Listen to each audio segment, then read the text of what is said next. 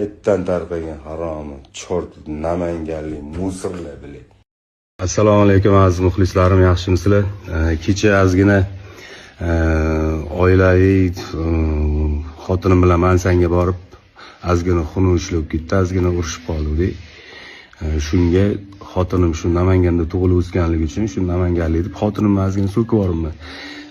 Ba'zi bir o'sha namanganlik aka-ukalarimiz, oshnalarimiz xafa bo'lishibdi, noto'g'ri xayolga borishibdi, lekin noto'g'ri xayolga bormanglar sizlar.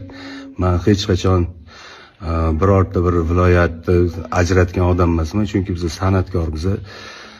Shu xalq ketidan tirikchilik qilamiz aslida. Shuning uchun noto'g'ri xayolga bormasliklarini so'rab qolaman aziz muxlislardan, hammanglardan. Namanganda juda ham oshna og'aylarim, men juda ham ko'p. Qaynatamni ham juda hurmat qilganim uchun